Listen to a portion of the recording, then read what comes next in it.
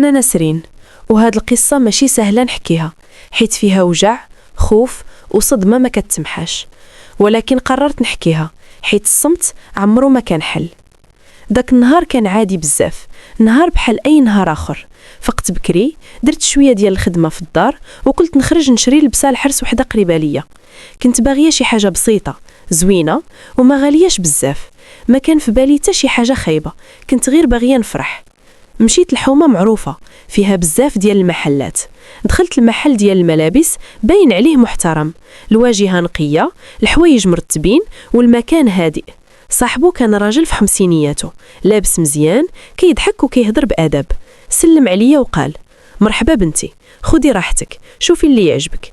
في داك اللحظة حسيت براسي مرتاحة، قلت هذا راجل بحال بابا، ما فيه باس. بديت كنقلب بين الفساتين وهو كيعاونني ويعطيني القياسات. عجبني فستان، اعطاني واحد وقال: جربيه، الكابينة من اللور. دخلت للكابينة، سديت الباب وبديت نبدل. كنت مرتاحة في الأول، ولكن غير سمعت دقة خفيفة في الباب. واش القياس مزيان؟ قلت ليه مازال كنبدل. سكت شوية ومشى. لبست الفستان، ما عجبنيش بزاف، حسيته ضيق، قلت نبدلو ومشي نشوف شي محل آخر. وأنا كنحيد الفستان تفاجأت بالباب كيتحل شوية بلا استئذان. تزربت وغطيت راسي وقلت بعصبية: الله يرضي عليك سد الباب. قال: سمح لي، ما قصدتش، غير بغيت نعاونك. سد الباب ومشى. ولكن من داك اللحظة قلبي ما بقاش مرتاح، حسيت براسي مراقبة، شي إحساس كيقول لي راه كاين شي حاجة ماشي عادية. خرجت من الكابينة، رجعت ليه الفستان وقلت: عافاك، اعطيني قياس آخر. اعطاني فستان آخر وقال: جربي هذا، غادي يعجبك. دخلت للكابينة مرة أخرى، سديت الباب، ولكن كنت متوترة. بديت نبدل بسرعة باش نخرج. فجأة بلا حتى دقة الباب تحل ودخل هو.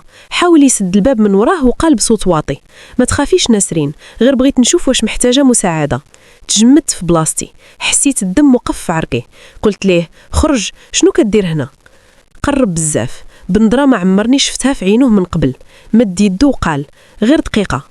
في داك اللحظة ما حسيت براسي، غير صرخت بكل قوتي: بعد عليا، خرج من هنا. دفعته بيدي وبديت كنعيط ونضرب في الباب. تخلع، حل الباب وخرج بسرعة وهو كيتصنع الهدوء. خرجت من الكابينة ودموعي هابقين، صوتي طالع: هاد الراجل تحرش بيا في الكابينة. الناس تشدوا، شي وحدين قربوا، شي وحدين بقاو كيتفرجوا. هو بدا كينكر: كتكذب، راه غير بغات تشوه السمعة. كنت كنرتعب، صوتي مهزوز، ولكن ما سكتش. في داك اللحظة وحدة السيدة كانت في المحل قالت: أنا شفتو دحل الكابينة وما عنده علاش. حسيت بشوية ديال القوة رجعت ليا، ولكن مع ذلك الخوف والعار كانوا كياكلوا فيا. خرجت من المحل وقلبي معور، حسيت براسي ضعيفة مكسورة، وكنت كنلوم راسي: علاش دخلت، علاش وثقت. رجعت للدار وسديت على راسي وبكيت بكا معمري بكيت بحالو. ما هضرت حتى لشي واحد في داك النهار، ولكن من بعد قلت مع راسي: العيب ماشي فيا، العيب فيه. تعلمت درس قاصح، ماشي أي واحد باين محترم راه هو محترم، وماشي أي بنت خاصها تسكت. هاد القصة ديالي أنا نسرين، حكيتها باش أي بنت تسمعني تعرف باللي ماشي بوحدها، وباللي الصوت ديالها مهم، والسكوت كيفلي الظلم يكبر.